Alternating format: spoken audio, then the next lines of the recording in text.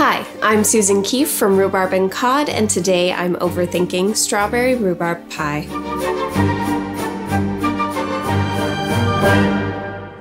This pie and I go way back, but I suppose the name of this channel sort of gave that away. When I was growing up, this was the most coveted of my grandmother's pies. And as an adult, I've found that it's a general fan favorite. Several of my friends and my family have a deep love and nostalgia for this pie, so it's a classic in the truest sense of the word.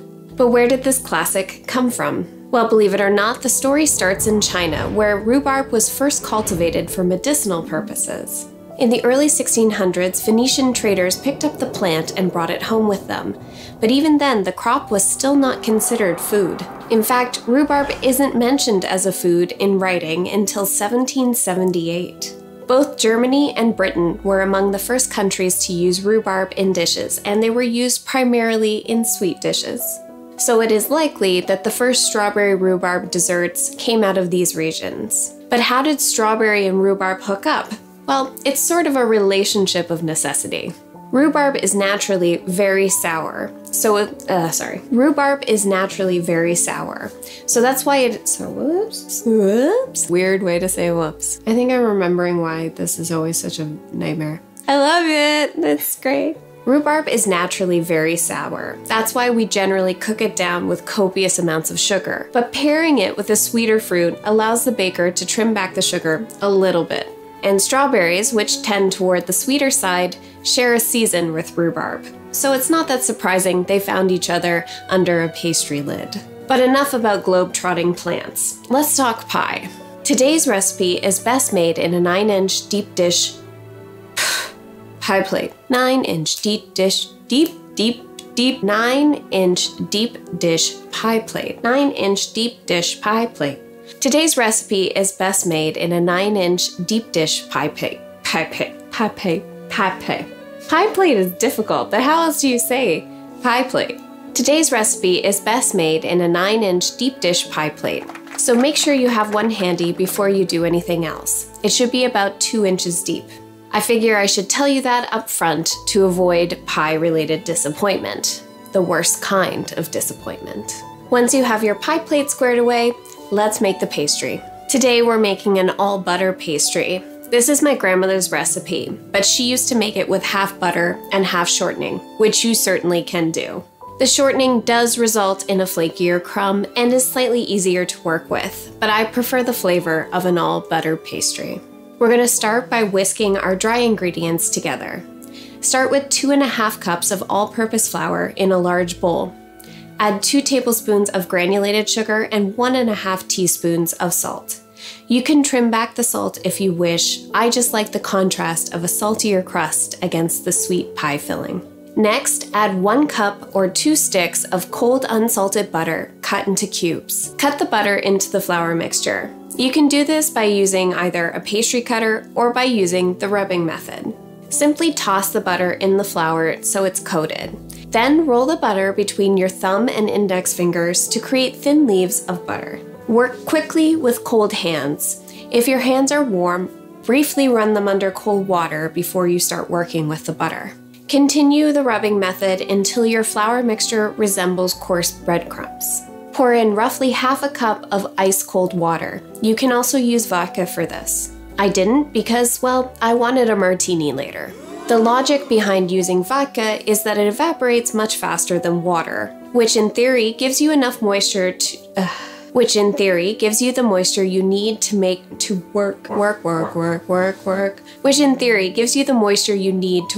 the pastry, and then it quickly gets lost once the pie hits the oven, resulting in a flakier crust.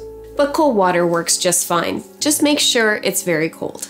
Work the water into the flour mixture using a rubber spatula until a dough starts to form. Turn it onto a counter and briefly knead it to bring the dough together.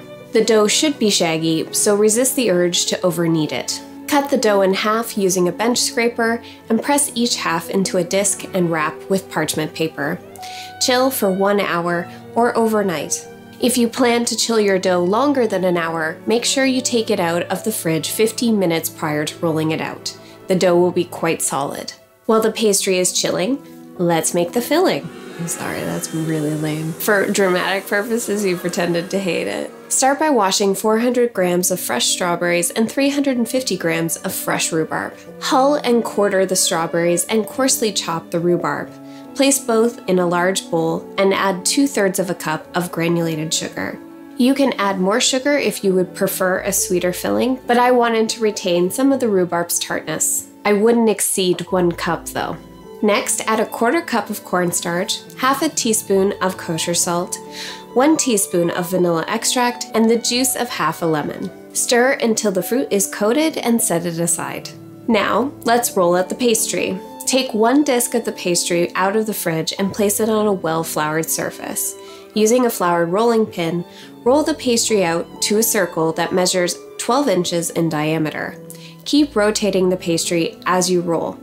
It will prevent sticking. Once you're happy with your circle, roll it onto the rolling pin before unfurling it across the 9-inch pie plate. Gently tuck your pastry into the pie plate. Make sure you press it into the edges, but don't stretch it.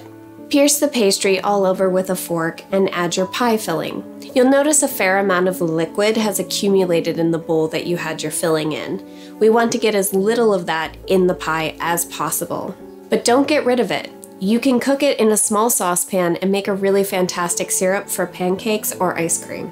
Dot the surface of the fruit with 2 tablespoons of cold unsalted butter. Once the fruit is in the pie, set it aside. Don't trim the edges. Why would you deprive yourself of more pastry? Retrieve the other disc of pastry and once again place it on a well-floured surface. Roll it out to another circle measuring 9 inches in diameter. Using a pastry or pizza wheel, cut your circle into strips. I went with an alternating thin and wide motif, but you could easily make them all the same size.